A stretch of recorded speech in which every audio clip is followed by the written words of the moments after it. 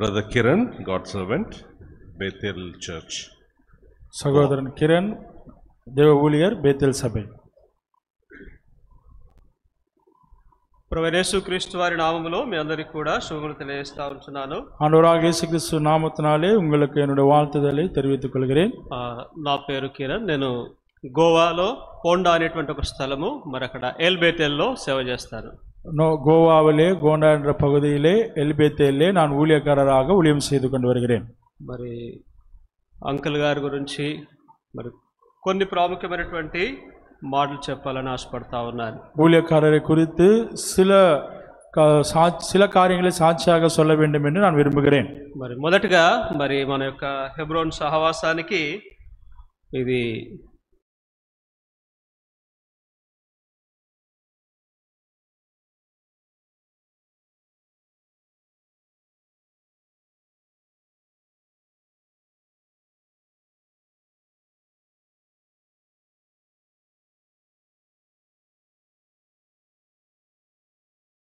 మరి దావీదోడు కూడా పరాక్రమశాలిகள் 30 பேர் இருந்து கொண்டு வந்தார்கள். మరి అదే రీతిగా మరి మన యొక్క హెబ్రోన్ సహవాసములో మరి నాకు తెలిసిన విధానములో మరి ఆ పరాక్రమశాలలో మరి థియోడర్ అంకుల్ గారు ఒకరు. ஆகவே தேவனுக்கு இருக்கிற ஊழியக்காரர்கள் என்கிற அந்த பராக்கிரமசாலிகளிலே தேவ ஊழியர் தியோடரையா அவர்களும் கூட ஒரு పరాక్రమశాలిயாக இருந்து கொண்டு வந்தார். కాబట్టి దినాన ఒక మంచి మరి దేవుని కోసము ప్రయాసపడే మరి శ్రమించే ఒక పరాక్రమశాలిని మనము కోల్పోతూ వచ్చినాం. ஆகவே தேவனுக்காக தியாகத்தோடு கூட ஊழியம் செய்கிற ஒரு பெரிய ஊழியக்காரரை ஒரு பராக்கிரமசாலியை நாம் இழந்து போயிருக்கிறோம். కాబట్టి అది మరి తీరని లోటు, அது ஈடு செய்யாத ஒரு இழப்பு. మరి ఆ రీతిగా ప్రభు కోసము ప్రయాసపడి ప్రభు కోసము పనిచేసేవారు ఈ దినాలలో చాలా తక్కువ. இவரை போல கர்த்தருக்காக பிரயாசப்பட்டு கர்த்தருக்காக தியாகம் செய்கிற ஊழியக்காரர்கள் இந்த நாட்களிலே மிகவும் குறைவு. మరి అంకుల్ గారు నేను మరి హెబ్రోన్లో తర్ఫీదులో ఉన్నప్పటి నుండి పరిచయము. நான் எப்ரோனிலே ஊழியக்காரருடைய பயிற்சியில் இருந்த நாட்கள் முதற்கொண்டு நான் ஊழியக்காரரை அறிவேன். నేను మొట్టమొదటిగా హెబ్రోన్ సేవలో వచ్చినప్పుడు முதலாவதாக எப்ரோனுக்கு நான் ஊழியக்காரராக வந்த பொழுது మొదటిసారి నన్ను పరిచయం చేసుకుంటా వచ్చినాడు. முதல் முறை அவர் என்னை அறிமுகப்படுத்திக் கொண்டு வந்தார். ఆ తర్వాత నా పేరు తాను జాగ్రత్తగా చక్కగా గుర్తుపెట్టుకుంటా వచ్చినాడు. அதன் பிற்பாடாக நான் முதல் முறை என்னை அறிமுகப்படுத்தினேன். அதன் பிற்பாடாக அவரினுடைய பெயரை ஞாபகத்திலே ஜாக்கிரதையாக வைத்திருந்தார். కొన్ని రోజుల తర్వాత ప్రభు కృపను బట్టి మరి హెబ్రోన్లో టేబుల్ డ్యూటీ చేయడానికి దేవుడు నాకు అవకాశం ఇచ్చినాడు. சில நாட்களுக்கு பிற்பாடு எப்ரோனிலே இந்த டேபிள் ஊழியம் செய்வதற்கு தேவன் எனக்கு உதவி செய்தார். ఆ టేబుల్ డ్యూటీ ద్వారా అంకుల్తో మరి నాలాంటి అయోగ్యునికి చాలా మరి పర్సనల్ రిలేషన్షిప్ అన్నది, వ్యక్తిగత సంబంధం అనేది ఎక్కువగా ఏర్పడతా వచ్చింది. ஆகவே எப்ரோனிலே இந்த டேபிள் டியூட்டி எனக்கு போட்டார்கள். அதன் மூலமாக அவரோட கூட ஒரு தனிப்பட்ட ஒரு ஐக்கியம், ஒரு உறவு, ஒரு సంబంధం எங்களுக்குள்ளாக ఉండానది. ఆ టేబుల్ డ్యూటీ ద్వారా మరి దైవజనులు గొప్ప గొప్ప వాళ్ళతో పరిచర్య చేయడానికి, వారితో పాటు మరి అంకుల్తో కూడా అంకుల్ కూడా పరిచర్య చేయడానికి దేవుడు అవకాశం ఇస్తా వచ్చినాడు. எப்ரோன்ல எனக்கு டேபிள் டியூட்டி போட்டதனாலே பெரிய பெரிய ஊழியக்காரர்களுக்கு ஊழியர்களுடைய தொடர்பும் மற்றும் எந்த ஊழியக்காரரோடு கூட அதிகமான தொடர்பும் எனக்கு கிடைத்தது. అందరికంటే ఎక్కువగా మరి థియోడర్ అంకుల్ కు పరిచయం చేయడానికి దేవుడు నాకు అవకాశం ఇస్తా వచ్చినాడు. எல்லா ஊழியக்காரரை காட்டிலும் தியோடரையா அவர்களுக்கு நான் அதிகமாக ஊழியம் செய்ய எனக்கு சந்தர்ப்பங்கள் கிடைத்தது. మరి అందరు చెప్తూ వచ్చినట్లుగా ఆయన గొప్ప ప్రార్థనాపరుడు. எல்லோரும் சொல்லுகிற வண்ணமாக அவர் மிகவும் ஜெபவீரனாய் இருக்கிறார். అంత మాత్రమే కాదు గాని, அது మాత్రమல்ல, ఆయన దేవుని ఆత్మచేత నింపబడినటువంటి వ్యక్తి. அவர் தேவ ஆவியினாலே நிரப்பப்பட்ட ஒரு நபர். మరి ఏ రీతిగా అయితే అపోస్తల కార్యములో మరి 6వ అధ్యాయంలో స్టెఫెను గురించి రాయబడతా ఉందో, எப்படியாக அப்போஸ்தலர் நடபடிகள் 6ஆம் அதிகாரத்திலே ஸ்தேவானை குறித்து எழுதப்பட்டிருக்கிறதோ, Acts of the Apostles chapter 6 verse 10 లో 10వ వచనంలో, அப்போஸ்தலர் நடபடிகள் 6ஆம் அதிகாரம் 10வது వచనத்திலே స్టెఫెను ముందు ఎవరు కూడా నిలబడలేకపోతా వచ్చినారు.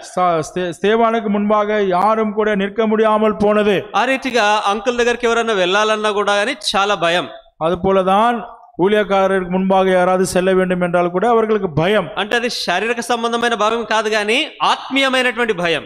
நான் சொல்லுகிறது சரீரத்தில் தோன்றுகிற அந்த பயம் அல்ல, ஆவிக்குள்ளாக அவர்களுக்குள்ளாக தோன்றுகிற பயமா இருக்கிறது. ఆయన కాంపౌండ్ లోకి వచ్చినాడంటే హెబ్రోన్ లోకి ఆ వాతావరణము వేరుగా ఉండేది. பாருங்கள், எப்ரோனுக்குள்ளாக அவர் உள்ளே வருகிறார் என்றால் அந்த எப்ரோன் காம்பவுண்ட் முழுவதுமாக வேறு விதமான சூழ்நிலை காணப்படும். ఆయన హెబ్రోన్కి వచ్చినాడు అనుకోండి, ఇన్మేట్స్ గా మాకు చాలా ప్రోత్సాహం ఉండేది.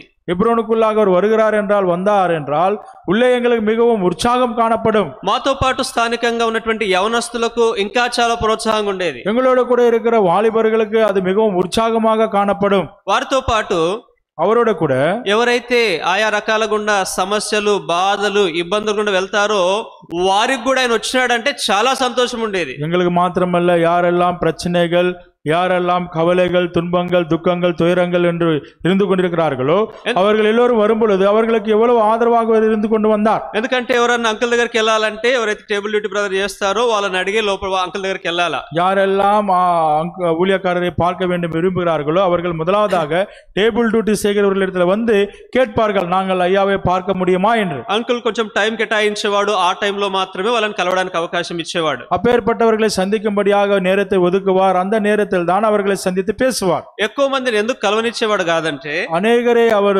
அங்கே சந்திக்கிறது அனுமதிக்கிறது இல்லை. ఎక్కువగా ప్రార్థనలో, వాక్యంలో సమయం గడిపేవాడు కాబట్టి. ஏனென்றால் அதிகமாக தேவனுடைய வார்த்தையிலும் ஜெபத்திலும் அவர் நேரத்தை செலவழிக்கிறவராக இருக்கிறதுனால కొంతమంది దాన్ని మిస్అండర్స్టాండింగ్ కూడా తీసుకునే వాళ్ళు. சில பேர் அதை தவறாக புரிந்து கொள்வார்கள். ఏంది ఎవరిని కలవనీయాడు అని. என்ன ஒரு பெரிய ஊழியக்காரர் யாரையும் சந்திக்க மாட்டேன்றாரே. అది కేవలము అక్కడ మరి టేబుల్ డ్యూటీ చేసి మాకే తెలిసేది ఎందుకు ఆయన ఆ రీతిగా అనేవాడని. ஆகவே டேபிள் டியூட்டி பண்ணுகிற எங்களுக்கு மாத்திரம் தான் அது தெரியும், ஏன் அப்படியாக அவர் அனுமதிக்கிறது இல்லை என்பதை. అంత మాత్రమే కాకుండా, அது మాత్రమல்ல, అంటే ఎప్పుడైతే అంకుల్ అక్కడ మరి హెబ్రోన్ లో ఉన్నప్పుడు, எப்பொழுது அங்கிள் எப்ரோன்ல இருந்து கொண்டு வந்த அந்த நாட்களிலே ఉదయాన్నే టీ ఇచ్చే వాళ్ళము. நாங்கள் காலையிலே டீ கொடுப்போம். ఎప్పుడైతే టీ తీసుకుని వెళ్ళేవాడినో, எப்பொழுது டீ கொண்டு போவோமோ ఆయన అడిగే ప్రశ్న ఏంటంటే, ముందు నువ్వు బైబిల్ చదివి వచ్చినావా లేదా. அப்பொழுது அவர் கேட்கிற கேள்வி என்ன தெரியுமா? முதலாவதாக நீ வேதம் வாசித்தாயா இல்லையா? ఎందుకంటే తనకు తెలుసు మేము లేట్ పడుకుంటామని. எனக்கு தெரியும் நீ தாமதமாக தூங்குவாய் என்று. కాబట్టి ఉదయాన్నే లేచి నువ్వు బైబిల్ చదివినావా లేదా. அதிகாலையில் எழுந்து வேதத்தை வாசித்தாயா இல்லையா? ఒకవేళ బైబిల్ చదవకుండా పొరపాటున వెళ్తే, ஒருவேளை நீ வேதாகமம் வாசிக்காமல் நாம் தவறுதலாக சென்றால், ఆయన ఇచ్చేటువంటి సలహా ఏంటంటే, அவர் சொல்லுகிற ஆலோசனை தெரியுமா?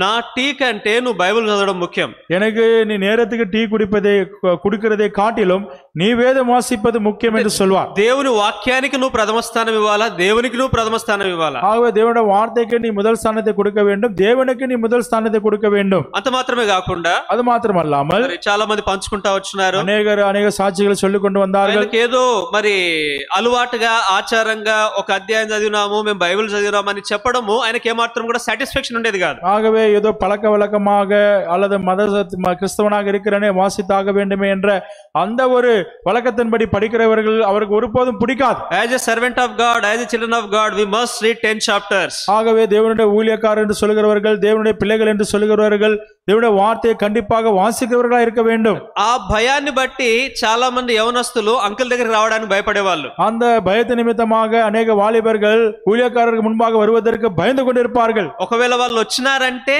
వాళ్ళు బైబిల్ 10 అధ్యాయాలు చదివి వచ్చినారని గుర్తుపెట్టుకోవాలి. ஒருவேளை ஊழியக்காரருக்கு முன்பாக அவர்கள் வந்தார்கள் என்றால் வருகிறவர்கள் பரிசுத்த வேதாகமத்திலே 10 அதிகாரங்களை வாசித்திருக்கிறார்கள் என்று அது பொருள். ఆ రీతిగా తాను మరి ప్రార్థనాపరుడు, వాక్యము చేత నింపబడినటువంటి వాడు, పరిశుద్ధాత్మ చేత నింపబడినటువంటి గొప్ప దైవజనుడు. ஆகவே ஊழியக்காரர் பரிசுத்த ஆவியினாலே நிரப்பப்பட்டவர், தேவ ஊழியராக, தேவ பிள்ளையாக அவர் காணப்படுகிறார். అట్లు మరి అంకుల్ తో ఆ సహవాసం అన్నది మరి వ్యక్తిగతంగా నాకు ఏర్పడతా వచ్చింది. அப்படியாக ஊழியக்காரரோடு கூட ஒரு தனிப்பட்ட உறவு எங்களுக்குள்ளாக உண்டாகி கொண்டு வந்தது. నేను హెబ్రోన్ నుంచి తిరిగి సంఘానికి వెళ్ళిపోయిన తర్వాత, நான் அந்த ஹெப்ரோன்ல இருந்து வேற சபைக்கு போன பிற்பாடு చిన్న స్థలంలో నేను సేవ చేస్తా ఉన్నాను. ஒரு சிறிய இடத்துல நான் ஊழியம் செய்து கொண்டு வந்தேன். ఒకసారి ఆ మార్గం గుండా వేరొక దగ్గరికి వివాహానికి వెళ్తా ఉన్నాడు. அப்பொழுது அந்த வழியாக ஒரு திருமணத்துக்காக போய் கொண்டிருக்கிறார். అయితే అంకుల్ తెలిసింది ఏంటంటే మధ్యలో కిరణ్ ఉన్నాడని.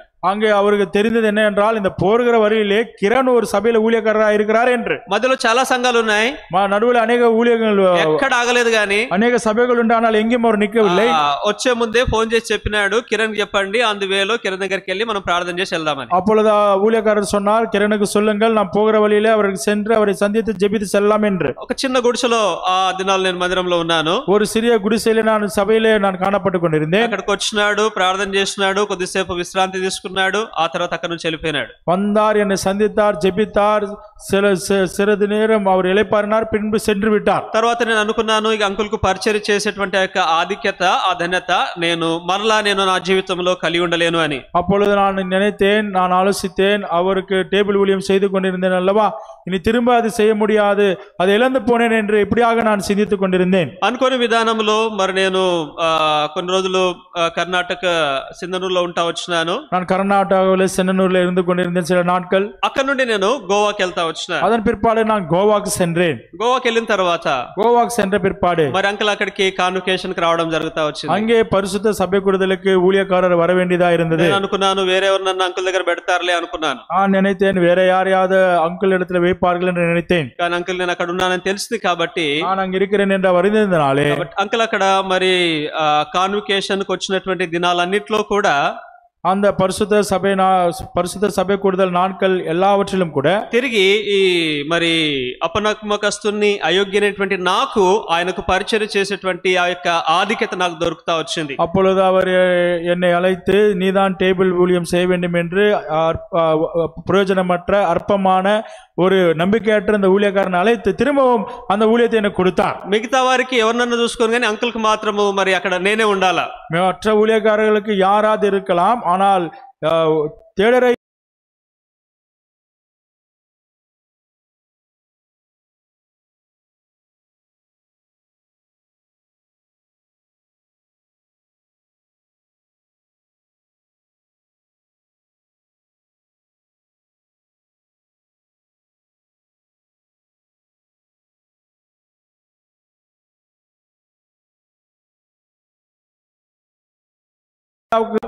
అక్కడ నిలబడతాడా, వాక్యం చెప్తాడా లేడనేటువంటి స్థితిలో ఉన్నాడు. அவர் நிற்க முடியுமா, செய்தியை கொடுக்க முடியுமா என்று நினைக்கக்கூடிய தருணத்தில் அவருடைய உடல்நிலை காணப்பட்டு கொண்டிருந்தது. సాయంకాలము రాత్రి తన పరిస్థితి చూసినప్పుడు ఎలా ఉండేదంటే, తాను రేపు ఏమాత్రం కూడా మీటింగ్ కూడా అటెండ్ కాలేడు, ఏమాత్రం కూడా నిలబడలేడు. அங்கே மாலை நேரத்தில் இரவு நேரத்தில் நாம் பார்க்கப்படும் பொழுது எந்த விதத்திலும் அவர் கூட்டத்திலே பங்கு பெற முடியாது, நின்று அவர் தேவனுடைய வார்த்தையை சொல்ல முடியாது. ఉదయాన్నే టీ కాఫీ బెడ్ కాఫీ తీసుకెళ్ళడానికి ఇవ్వడానికి వెళ్ళినప్పుడు நாங்கள் அங்கே காஃபி டீ அவர் படுக்கையில் இருக்கும் பொழுது கொடுக்க நாங்கள் செல்லும் பொழுது, uncle you had a good sleep, uncle మీరు మంచి నిద్రపోయినారా? அப்பொழுது நாங்கள் கேட்போம், ஊழியக்காரரே நீங்கள் நன்றாக தூங்கினீர்களா? ఆయన చెప్పే మాట ఏంటంటే, அவர் சொல்கிற வார்த்தை என்ன? No brother, I what not sleep well. அவர் சொல்லுவார், இல்லை சகோதரனே, நான் நன்றாக தூங்கவில்லை, నాకు సరిగా నిద్ర పట్టలేదు, எனக்கு சரியாக தூக்கம் வரவில்லை.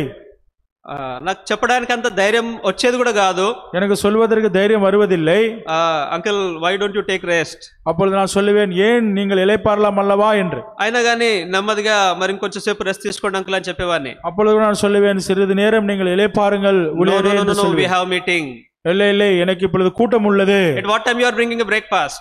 நீ வந்து துரிதமாக எனக்கு காலை ஆகாரம் கொண்டு வா. ఆటోమేటిక్ గా బ్రేక్ఫాస్ట్ టైం కు తాను రెడీ అయిపోయేవాడు. அந்த காலை ஆகாரத்துக்குள்ளாகவே அவர் தன்னை ஆயத்தப்படுத்திக் கொண்டு அந்த பரிசுத்த கூட்டத்திற்காக என்று வருவார்.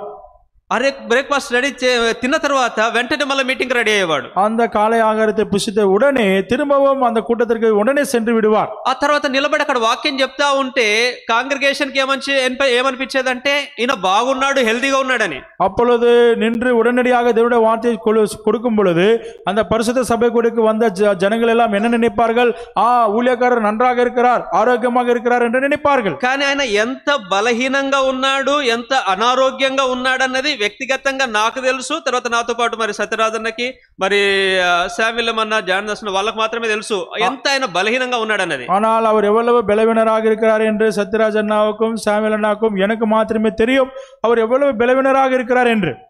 కానీ వాక్యం నిలబడితే మాత్రము ఎవరు కూడా ఆయనను అంటే ఏమాత్రం సందేహించే వాళ్ళు కాదు ఈయన ఒక పేషెంట్, లేకపోతే ఈయన ఆ శరీరంలో అనేకమైనటువంటి బలహీనతలు ఉన్నాయని. அவர் தேவ வார்த்தை சொல்லுவதற்காக நின்றார் என்றால் அவரை பார்த்து ஒருவராலும் சொல்ல முடியாது இவர் ஒரு பலகீனமானவர், இவருடைய சரீரத்தில் அநேக விதமான பலவீனங்கள் என்று யாராலும் கண்டுபிடிக்க முடியாது, சொல்ல முடியாது. లాస్ట్ సండే కాన్వికేషన్ లో చివరి వర్తమానం తాను ఇయడానికి వచ్చినాడు. கடந்த ஞாயிற்றுக்கிழமை தேவனுடைய வார்த்தையை கொடுக்க அவர் வந்தார். ఆయన అన్నాడు, నేను కొద్ది నిమిషాలు మాత్రం నిలబడగలను అని చెప్పినాడు. அவர் சொன்னார், நான் சிறிது நேரம் மாத்திரம் தான் நிற்க முடியும் என்று சொன்னார். ఆ కొద్ది నిమిషాల టైం ఏదైతే నాకు చెప్పినాడో నేను రెడీగా ఉన్నాను, ఇక అంకుల్ కిందికి వచ్చేస్తాడు ఈ టైంలో అని. அப்பொழுது அவர் சொன்னார், நான் சிறிது நேரம் தான் நான் இருப்பேன், அதன் பிற்பாடாக இந்த சகோதரன் இருக்கிறார், அவர் மேலே வந்து விடுவார் என்று சொன்னார்கள். ధారాళంగా చెప్పుకుంటూ పోతూనే ఉన్నాడు, టైం కూడా ఏమాత్రం తాను గమనించలేదు. అప్పుడు பாருங்கள், அப்படி சொன்னவர் தாராளமாக தேவனுடைய வார்த்தையை சொல்லிக் கொண்டே போகிறார், அவர் எந்த காலத்திலும் நேரத்தை பார்க்கவில்லை. తర్వాత అయిపోయిన తర్వాత వచ్చి అడుగుతా ఉన్నాడు.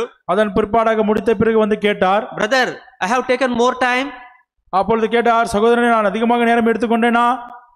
I told no, I want to take only few minutes. எனக்கு தெரியாது, நான் சில மணி நேரம் தான் எடுத்துக்கொள்ள வேண்டும் என்று நினைத்தேன். నేను చెప్పేవాడిని, లేదు అంకుల్, దేవుడు మిమ్మల్ని వాడుకున్నాడు. அப்பொழுது நான் சொல்லுவேன், இல்லை ஊழியக்காரரே, தேவன் உங்களை உபயோகப்படுத்தினார். మరలా అంత అలసిపోయి వచ్చిన తర్వాత కూడా తాను తిరిగి ప్రార్థన చేసుకుంటూ ఉండేవాడు. அவ்வளவு சோர்ந்து போனவராக இருந்தாலும் கூட திரும்ப வந்து அவர் ஜெபம் செய்கிறவராக காணப்பட்டார்.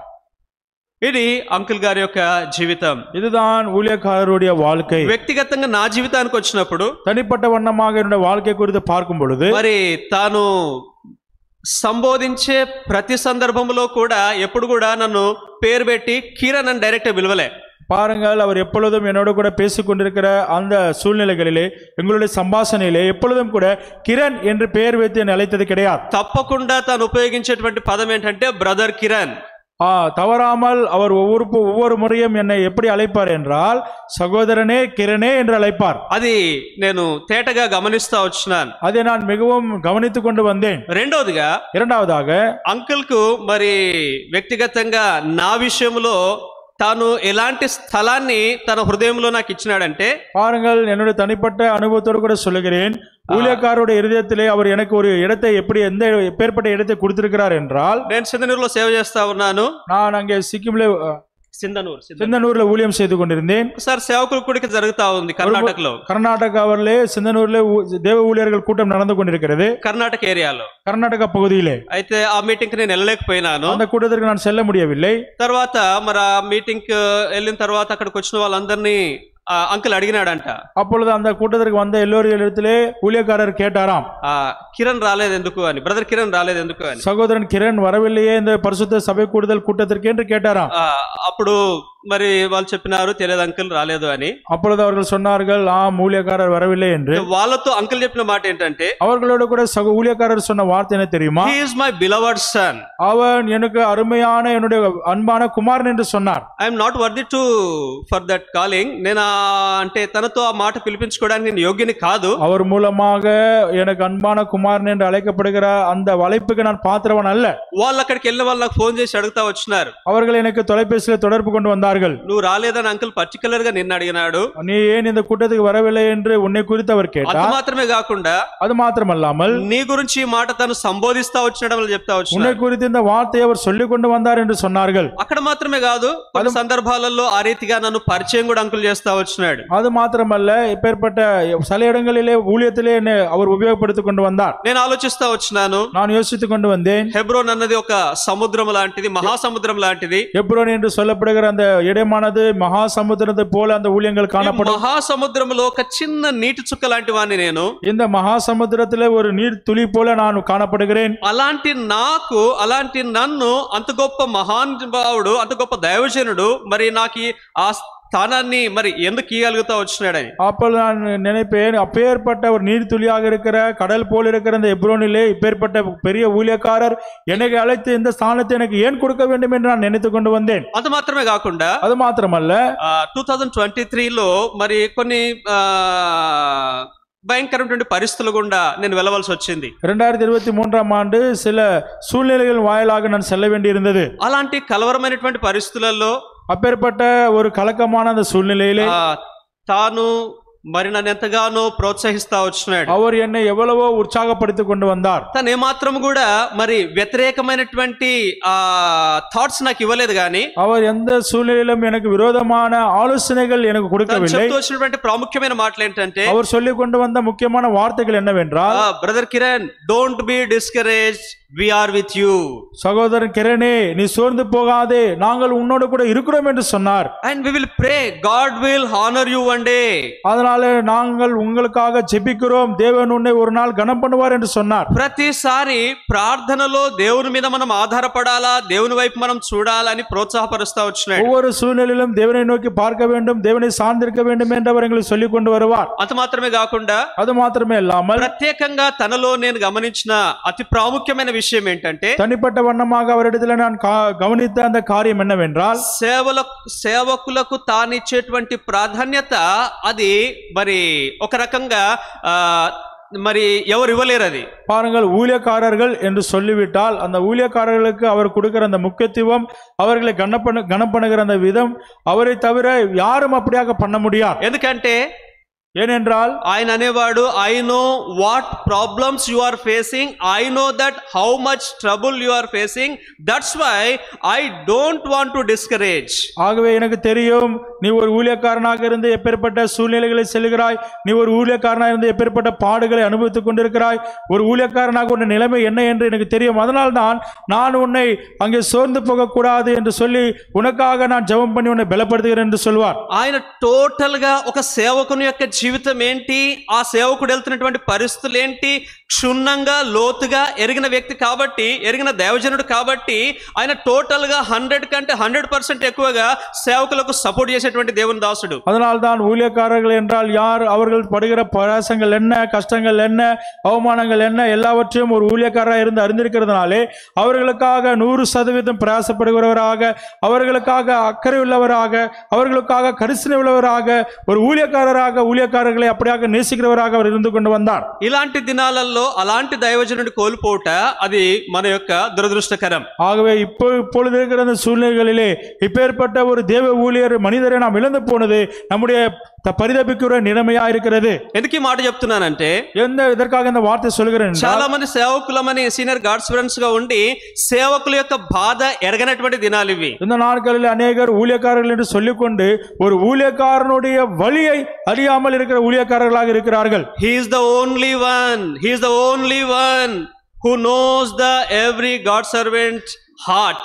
பாருங்கள், இவர் ஒருவர் மாத்திரமே எல்லா ஊழியக்காரர்களுடைய இருதயத்தை அறிந்தவராக இருக்கிறார். వ్యక్తిగతంగా అనేక విషయాలలో నన్ను ప్రోత్సహిస్తా వచ్చినాడు. தனிப்பட்ட வண்ணமாக அநேக காரியங்களிலே என்னை அவர் உற்சாகப்படுத்தினார். అపోస్తలుడైన పౌలు అంటాడు కదా, 1 కొరింథియన్స్ చాప్టర్ 4 వర్స్ 15 లో, அப்போஸ்தலர் நடபடிகள் 4ஆம் அதிகாரம் 14வது வசனத்திலே அப்போஸ்தலனாகிய பவுல் சொல்வார் அல்லவா, 1 కొరింథియన్స్ చాప్టర్ 4 వర్స్ 15, 1 கொரிந்தியர் 4ஆம் அதிகாரம் 15வது వచనం, మరి బోధకులైనటువంటి వారు, ఉపదేశకులైనటువంటి వారు చాలా మంది ఉన్నారు. அங்கே உபதேசிக்கிறவர்கள், பிரசங்கிக்கிறவர்கள் அநேகர் இருக்கிறார்கள். There is no fatherly heart. తండ్రి లాంటి హృదయం కలిగినటువంటి వారు లేరు. ஆனால் தகப்பனை போல இருதயம் இருக்கிறவர்கள் அநேகர் இங்கே இல்லை. ఆ ఒక్కడు ఉండే దేవుడు మరి ఆ యొక్క దైవజనుని కూడా తీసుకున్నాడు. அங்கே தகப்பனை போல இருதயம் இருக்கிற இந்த தேவ ஊழியரை கூட தேவன் அழைத்துக் கொண்டார். It is a great loss not only for the church, especially personal to me also. ஆகவே இது பெரிய இழப்பு, சபைக்கு மாத்திரமல்ல தனிப்பட்ட வண்ணமாக என்னுடைய வாழ்க்கையிலும் கூட இது ஒரு பெரிய ஈடுபடுத்தாத இழப்பாக இருக்கிறது. మరి మా రెండో బాబు పేరు కూడా తానే పెడతా వచ్చినాడు. என்னுடைய இரண்டாவது குமாரனுக்கு அவர்தான் பெயர் வைத்தார். మరి ఇలాంటి డిఫికల్ట్ సిచువేషన్ అన్నిట్లో కూడా తన ఎంతగానో ప్రోత్సహిస్తా వచ్చినాడు. ஆகவே இந்த எனக்கு எதிர்மாறாக இருக்கிற சூழ்நிலைகளிலும் கூட அவர் என்னை பலப்படுத்திக் கொண்டு வந்தார். మరి 24 హోలీ కాన్వకేషన్ లాస్ట్ వరకు తనతో ఉండి ఎయిర్పోర్ట్ వరకు సెండ్ ఆఫ్ చేసేటువంటి ఆ యొక్క ధన్యత ప్రభు నాకు అనుగ్రహిస్తా వచ్చినాడు. 2024ஆம் ஆண்டு நடந்த பரிசுத்த சபை கூடுதலிலே அவரோடு கூட இருந்து அவரை கடைசியாக அந்த ஏர்போர்ட்ல நான் அழைத்து செல்லும் வரையிலும் அவரோடு கூட நான் பிரயாணித்தேன். నేను అనుకోలేదు అది చివరి సెండ్ ఆఫ్ అవుతుందని. நான் ஒரு காலம் நினைக்கவில்லை அதுதான் அவரை அனுப்புகிற கடைசி சென்ட் ஆஃப் ஆக இருக்கும் என்று.